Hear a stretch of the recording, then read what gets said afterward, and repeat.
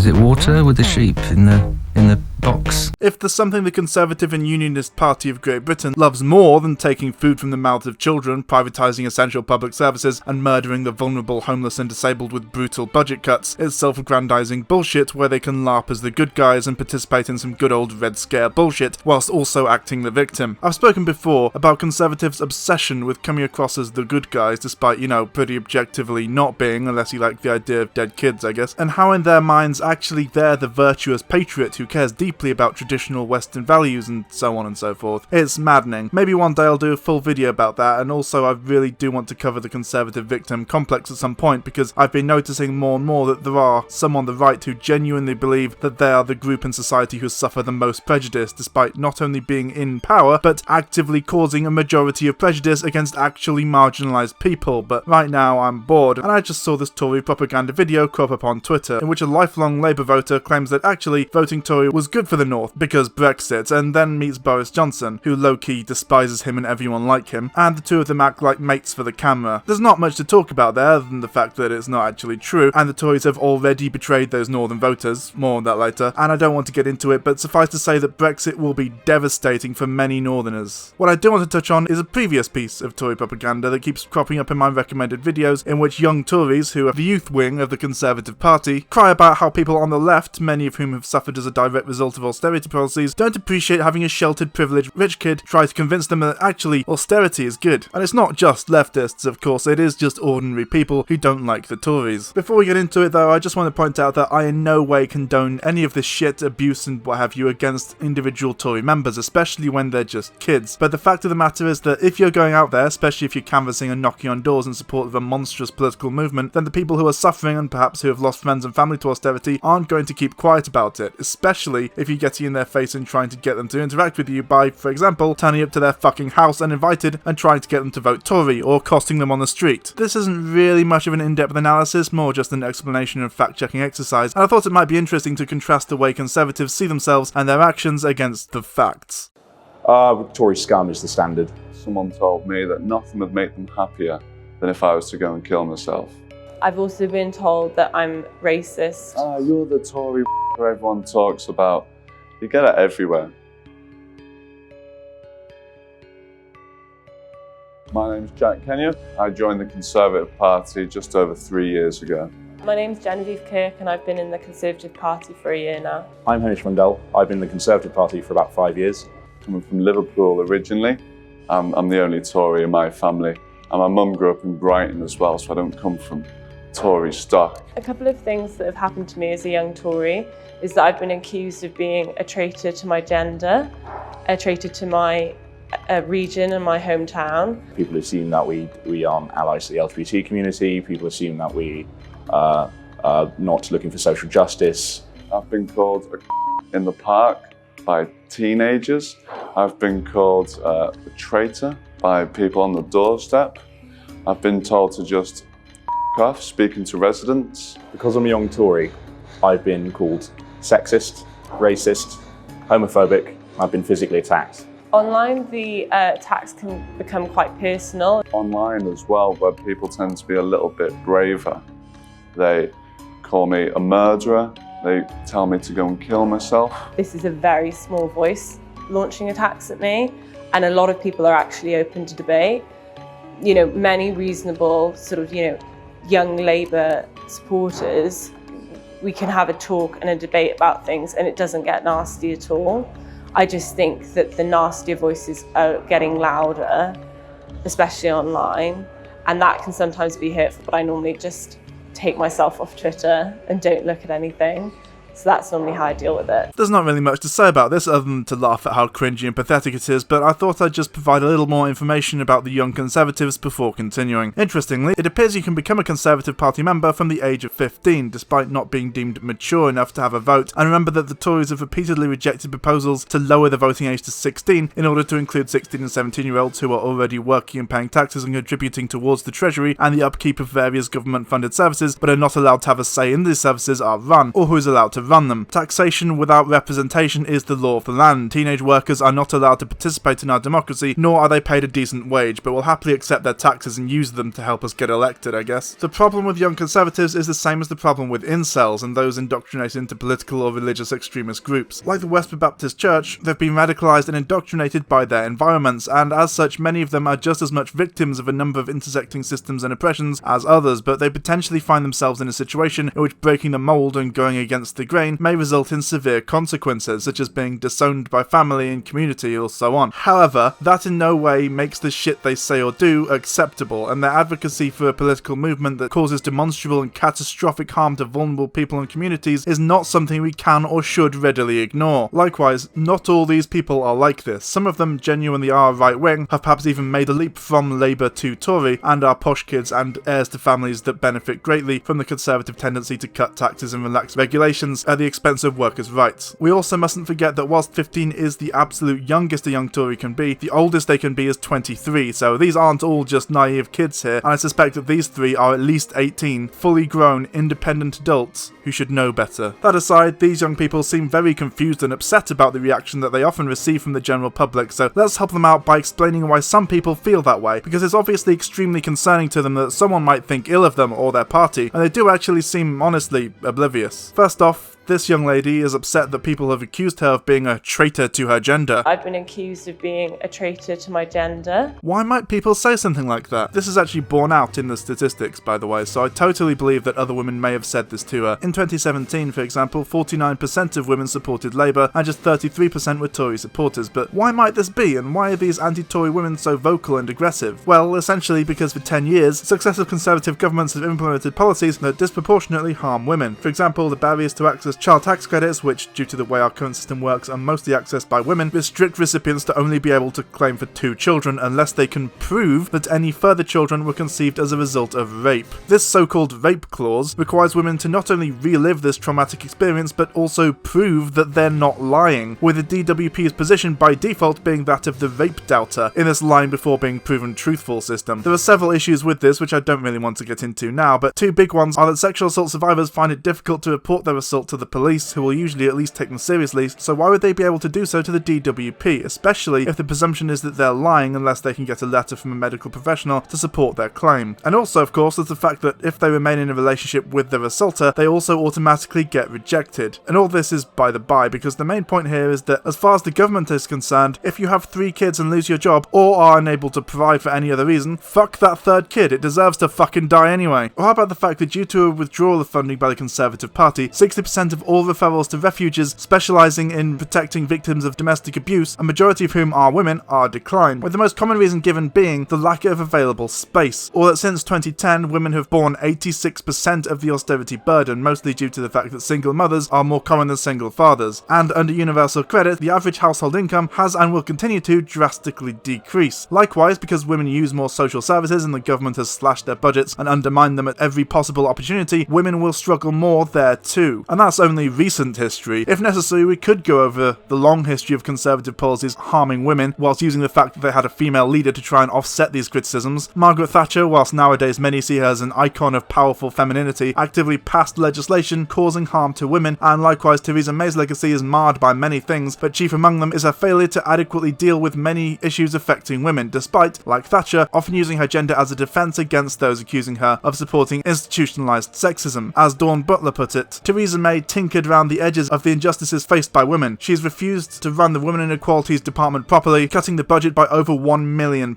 We've had 4 different Secretary of State for the department, and it has been a part-time role. She's basically turned it into a PR department making announcements about making announcements. Black, Asian and minority ethnic women have suffered more than any other women under Ms May's leadership. She could call herself a feminist, but unless she improves the rights of women of all our intersectionalities, then I would not say she was a very good feminist. I would not call her progressive feminist. Her failure to address structural inequality means that she has not achieved gender equality. She also pointed out that 54,000 women have lost their jobs due to maternity discrimination, adding that charges to employment tribunals, which Labour wanted to waive but their proposals were rejected by the Tories, had meant that the number of women taking cases out for maternity discrimination fell by almost half. Or maybe these women don't specifically mean Tory policies which have led to the avoidable deaths and or suffering of thousands of women in the UK, including the partnership with the DUP and capitulation to a party that refuses to accept abortion rights or gay marriage, but the Conservative Party members and politicians, many of whom have been caught out saying horrendously sexist things because, newsflash, the right wing really don't like women very much, including the current Prime Minister, who blames single mothers for producing a generation of ill-raised, ignorant, aggressive and illegitimate children, and said all of the following in his past, either in politics or journalism. That it was outrageous that married couples should pay for the single mother's desire to procreate independently of men, and suggested that a way should be found to restore women's desire to be married. The blame was not on uppity and irresponsible women for getting pregnant because it was their natural desire and there was only a limited pool of men. Criticised the modern Briton for his reluctance or inability to take control of his woman, that the prospect of social housing is an enticement for young women to have children, and went on to argue that cuts in the safety net to leave women in destitution on a Victorian scale would act as a deterrent to unmarried women having children. So maybe that's why women don't like Conservatives and say that a young woman helping get them elected may actually be harming women, and if you're a woman advocating for more harm to women, then yes, I can see why some people might call you a traitor to your gender. Next up, a few times throughout this video, they mention that people on the street are so mean to them because of a perception of homophobia and or transphobia, or just generally not standing by the LGBTQ+ community. People assume that we aren't allies to the LGBT community. People assume that we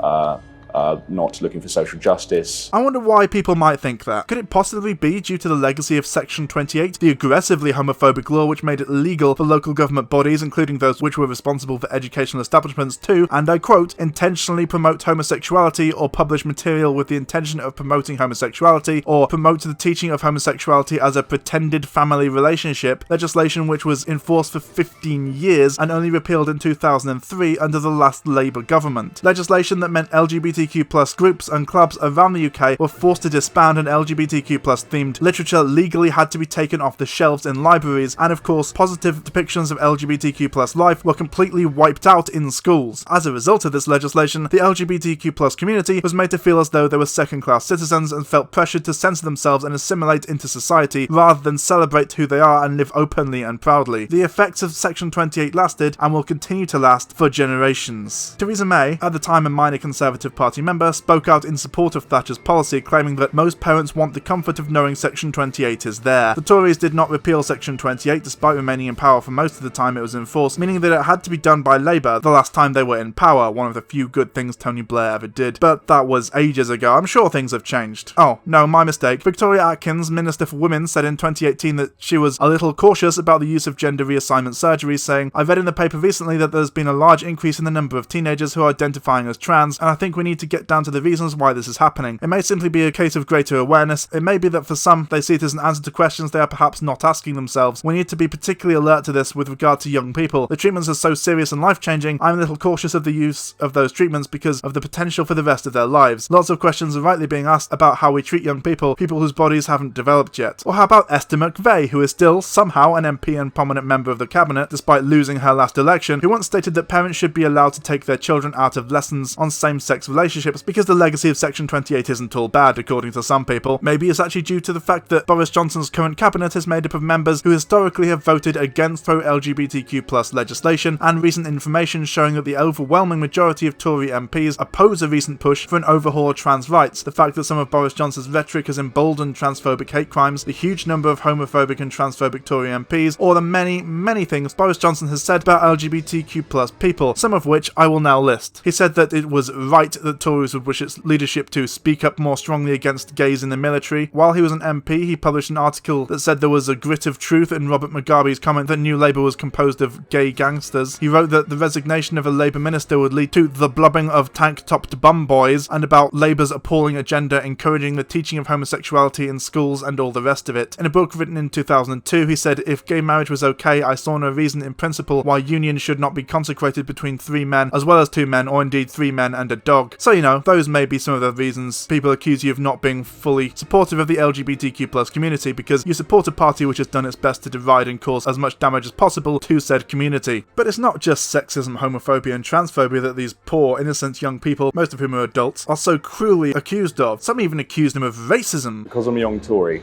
I've been called sexist, racist, homophobic. Why might that be? There is a long history of racism in the Conservative Party, probably most famously demonstrated during the 1964 Smethwick election, which included the slogan, "If you want a N-word for a neighbour, vote Labour," and it wasn't alone. Here's a more toned-down version. It was attempted to be dismissed, but the MP using it was quoted as saying, "I should think that is a manifestation of popular feeling. I would not condemn anyone who said that," adding that the quote represented exasperation, not fascism. There is also, of course, Enoch Powell's famous Rivers of Blood speech, which was basic scaremongering about immigration turned up to a frankly insanely racist and borderline fascistic level. It was described at the time thusly: the language, the innuendos, the constant appeals to self-pity, the anecdotes, all combined to make a deliberate appeal to racial prejudice. This is the first time a serious British politician has appealed to racial hatred in this direct way in our post-war history. It occurred within a couple of weeks of the murder of Martin Luther King and the burning of many American cities. It is almost unbelievable that any man should be so irresponsible as to promote hatred in the face of these examples of the results that can follow. Predictably, Margaret Thatcher, Conservative hero, said that Powell had made a valid argument, if in sometimes regrettable terms, and Edward Heath said that Powell's remarks on the economic burden of immigration had been not without prescience. In November 2007, a Conservative candidate resigned after he wrote an article that included the statement, "Enoch, once MP for Wolverhampton South West, was sacked from the Conservative front bench and marginalised politically for his 1968 Rivers of Blood speech, warning that uncontrolled immigration would change Britain irrevocably. He was right, and immigration has changed the face of Britain dramatically." Speaking of Margaret Thatcher, while still leader of the opposition, she told ITV's World in Action that people in Britain are rather afraid that this country might be swamped by people with a different culture, heavily opposed multiculturalism, presided over and failed to change her approach after multiple race riots as racial tensions increased. She refused to impose sanctions on South Africa during apartheid, referred to Nelson Mandela as a terrorist, invited the president of apartheid South Africa to visit the UK, and once said of the ANC, Nelson Mandela's political movement, "When the ANC says that they will target British companies, this shows what a typical terrorist organisation it is. I fought terrorism all my life, and if more people fought it and we were all more successful, we should not have it, and I hope that everyone in this hall will think it is right to go on fighting terrorism." Theresa May, once again, fell in line with this thinking, as this hilariously bad car crash interview shows. You're about to visit Robben Island. You were active in politics in the 70s and 80s.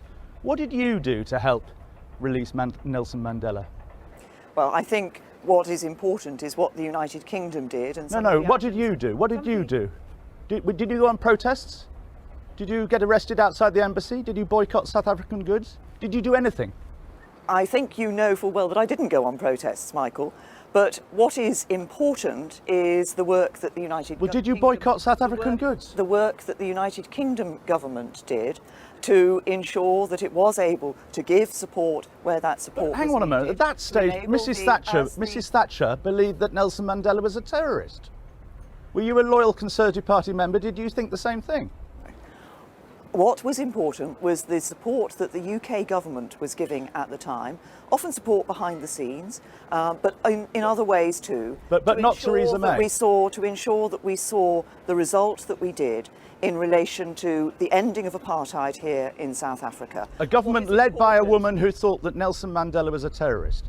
Now you're going to be going to Robben Island. Aren't you going to be feeling guilty that at the time Nelson Mandela was on Robben Island, you, Theresa May, did nothing to help his release, you personally? What I will be feeling, I think, when I go to Robben Island, is to recognise the immense statesmanship of a man who spent so many years incarcerated. In 2001, Edgar Griffin, father of BNP leader Nick Griffin, was sacked from the party due to his support for his son's far-right British National Party. Griffin claimed to have rank-and-file Tory support for his views, which included financial subsidies for the coloured folk to leave the UK. This, combined with Conservative MP John Townsend's claim that immigrants were undermining the purity of Britain's homogenous anti-Saxon society and were causing a rise in crime rates across the UK, led Conservative MP Andrew Lansley to say that there was endemic racism in the Tory party. And this current administration has only continued that record, from supporting and currying favour with Viktor Orban, extreme far-right dictator of Hungary, and of course the elephant in the room is the hostile environment policy and the fucking disaster that is the Windrush scandal, which included the use of go-home vans to deter illegal immigration. The Observer wrote that the government's hostile environment policy, in which private citizens such as landlords are obliged to check people's papers, increases discrimination against people with foreign names and is ineffective at reducing illegal immigration, yet it has pursued this policy to win support from voters it fears might otherwise back the far right. And Amber Rudd's 2016 conference speech was criticised for fanning the flames of xenophobia and hatred by forcing companies to declare the percentage of foreign workers they employ. As part of the hostile environment policy, many citizens of the Windrush generation, some who had lived in Britain for more than half a century, were wrongly deported. Rudd, May and Conservative Party Chairman Brandon Lewis were accused by some, such as Humria and Hannah Jane Parkinson in The Guardian, of institutional racism by defending a policy which disproportionately affected black Britons. British Afro-Caribbean academic Kahindi Andrews wrote for CNN, "Public and political pressure has forced Prime Minister Theresa May to apologise, but it was her Conservative Party's policies that created the scandal in the first place," adding that the treatment of the Windrush generation is appalling, but unfortunately not surprising. Racism is as British as a cup of tea. Parkinson also accused the government of racist hypocrisy and that it was forcing the Windrush generation of British nationals to prove their identity to stay in the UK, whilst lessening restrictions on foreign oligarchs. In April 2018, it was revealed that the Home Office had come up with targets for removing illegal immigrants from the UK, a policy which Home Secretary Amber Rudd denied all knowledge, despite writing in a private letter to May of an ambitious but deliverable target for an increase in the enforced deportation of immigrants. The Shadow Home Secretary, Diane Abbott, said that immigration officials may have been looking for soft targets in the shape of West Indian pensioners who don't have hotshot lawyers. And the Shadow Minister for Diverse Communities, Dawn Butler, accused Theresa May of presiding over a government that has policies that are institutionally racist. And this is still going on, by the way. As recently as this month, the British government has deported Jamaican criminals, mostly some were just accused without any proof of a crime committed having been provided, who have lived in the UK their entire lives because it doesn't deem them to be really British, in direct contradiction to a court ordering restrictions, and when called out on this in Parliament, Home Secretary Priti Patel just walked out like a fucking coward.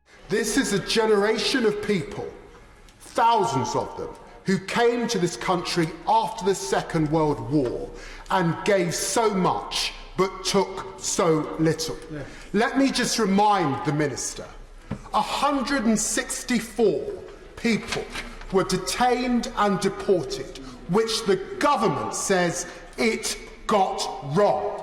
On the back of that, 5,000 people were denied access to public services, healthcare, pensions, education, all that they were entitled to. Against that backdrop, he's right to say the government rightly set up the independent Learn Review led by Wendy Williams. In the wake of that, they suspended flights to Jamaica. So the question today is, why have they resumed those flights? In light of the scandal of people who arrived in this country as children, how can he guarantee the House that there are not people on those flights who are actually British nationals? And in the wake of the leak, where Wendy Williams herself says that you should not be deporting people under the age of 13, can he confirm that there are people on that flight who arrived in this country aged 2, age 3, age 5, age 11? And when he relies and says to the House that all of them are, or gives the impression that they are murderers and rapists, he knows that there are many who are there for non-violent offences. We cannot, at the same time in this House, condemn county lines and those who would pimp young black children in this country and send those same children back to Jamaica for such drug offences. So I say to him, when will we see this Lessons Learned Review? It was promised in March last year. It was then delayed till September. We are almost now 2 years on, and people watching see the way that this government holds in such disrespect the contribution of West Indian, Caribbean and black people in this country.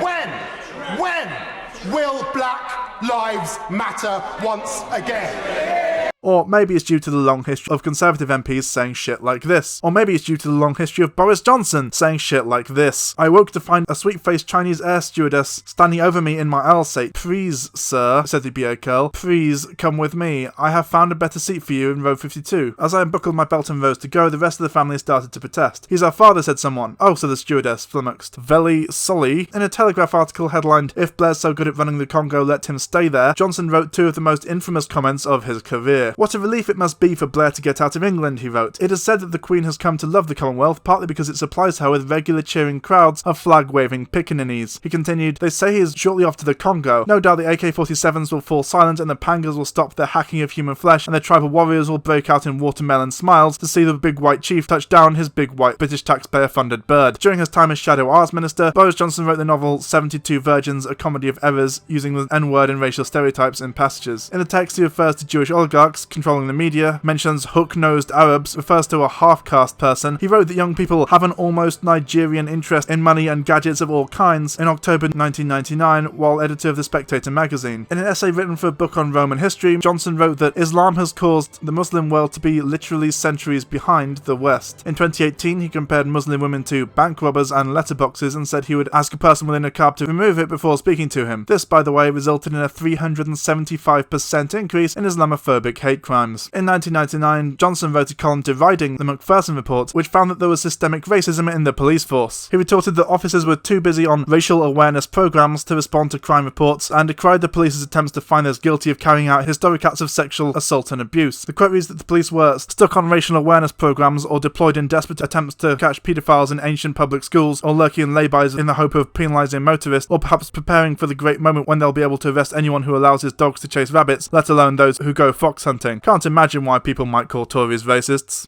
I've been called a traitor by people on the doorstep. I've been told to just off speaking to residents. A traitor to my region and my hometown. A lot of this is Thatcher's legacy. With the miners' strikes and smashing of trade unions' power, the Iron Lady decimated entire northern towns, ruined local economies, and the legacy of those actions still resonate today. There was a very good reason why when she died, a lot of people up north held parties and burned effigies, because for many in the north of England, she betrayed them and in a very real way ruined their lives. Likewise, over the past 10 years, cuts to public sector jobs, a lot of which are in the north of England, and cuts to local government grants, mostly in the north of England, have resulted in mass poverty and a sense for many people that the Tories don't feel the North is worth prioritising or respecting. Even now they have the Northern vote thanks to Brexit, which will disproportionately affect northern towns by the way, and they can make ridiculous promotional videos saying stuff like this. How does it feel to have a Northern vote for once? That's fantastic. Well, it's a dream come true. Yeah? It's a total dream come true. And so now we're the party that speaks for everywhere, so it's an amazing change. It's amazing. I mean, the thing that I like that you said, I think it was your first speech after winning the election, is that you're almost treating it as like you'd rented our vote. It's that right. you're not going to take that for granted, and that was important for me to hear the first time you said that. And I say that to every time I meet some of our MPs. I say this is on loan. Yeah. This is conditional. Yeah. We have to repay the trust of the electorate, and I think that Brexit's just the beginning. They are continuing the same policies. Less than 2 weeks after the election, it became clear that the Tories were planning to continue the same policy, ignoring the needs of the North in favour of the South, as it was revealed that funding promised to northern towns was quietly diverted to rich southern towns. Of course, the grievance depends on where in the UK you hail from. If you're canvassing in Liverpool, for example, you're likely to get a lot of pushback from the public because it was Boris Johnson, the Prime Minister, who was responsible for editing and publishing the infamous and hugely offensive article in The Spectator, blaming the 96 victims of a tragedy for their own deaths, as opposed to those actually responsible, maintaining the lie for 27 years. The article also contained the following. Liverpool is a handsome city with a tribal sense of community, a combination of economic misfortune. Its docks were fundamentally on the wrong side of England when Britain entered what is now the European Union, and an excessive predilection for welfarism has created a peculiar and deeply unattractive psyche among many Liverpudlians. They see themselves wherever possible as victims and resent their victim status, yet at the same time they wallow in it. He has since refused to apologise, citing instead his political record, which consists of voting pretty much exclusively for the deep cuts to essential public services and public sector jobs in the region. Likewise, if you're a UK citizen in Northern Ireland, the Brexit negotiations and Johnson's inability to adequately resolve the Irish border question may lead you to call any Tory a traitor to their region, because there is a distinct possibility that we're about to have another go at the Troubles.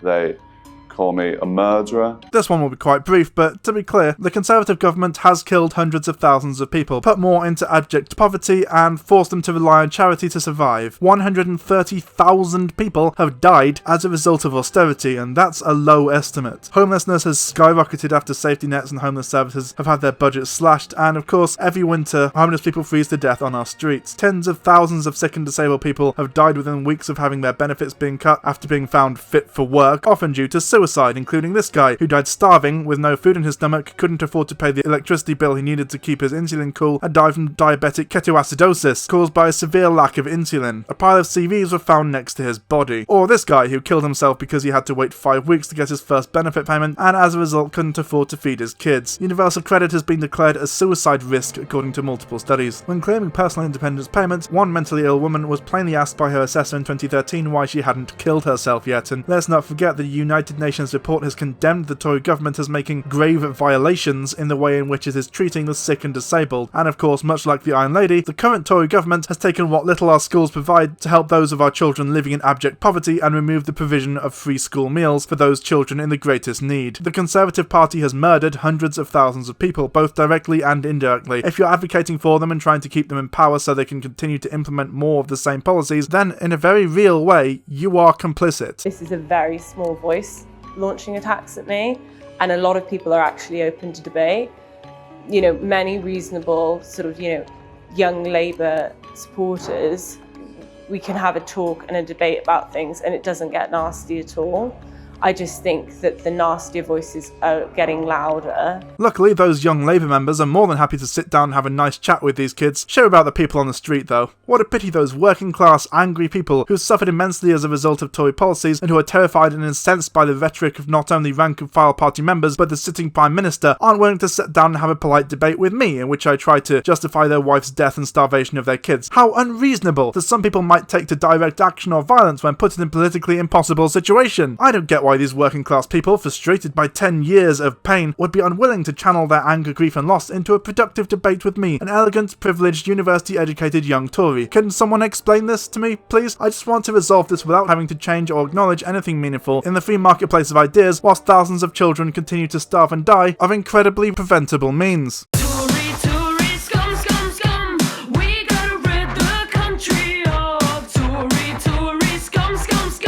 I hope this helps to clear things up for these young Tories. They seemed so confused, but in case not, I thought I'd conclude by quoting from an article I found during my research for this video, which summarises my thoughts more succinctly than I could. When the Tories cut legal aid in domestic abuse cases, they made it impossible for poor victims to escape people who hurt them, and their children. When the Tories froze benefits whilst presiding over an average 3.5% inflation since 2010, they ensured that every £1 used to feed the poorest people in the nation had to stretch to buy £1.28 of food. When the Tories cracked down on crime and sent mothers to jail, increased sentences, privatised prisons, reduced manpower and fostered riots, drug abuse and cell-suicides, they took families away from the people who needed them most. When they cut taxes for the rich, when they made sweetheart deals with corporations, when they failed to prosecute all the firms who don't pay minimum wage, they made it harder for people to survive. They scrapped child poverty targets and consigned 1 million more children to poverty. When food bank use went up 52% in areas where universal credit was rolled out, they said such reports were politically motivated. When single mums told Parliament they were left with £2 a day to live on, they were told to spend their money more wisely. After a charity revealed that a 9-year-old girl had rung asking for work because her mummy died and her daddy lost his job, government spokesman said there was plenty of money, near full employment, and every reason to be optimistic. In the past decade, there's been a 78% increase in reports of children at risk of harm. The number of official investigations where that risk is considered significant has doubled. Despite promising parity for mental health in the NHS, budgets have been raided in the regions to prop up a system that has not been funded properly for years. If you're mentally ill in the West Midlands, you'll only get 60% of what would be spent if you lived in London, and if you lived in the rest of the South East, you'd be looking to get 52%. Last year it was reported that cases of domestic abuse had rocketed by 20%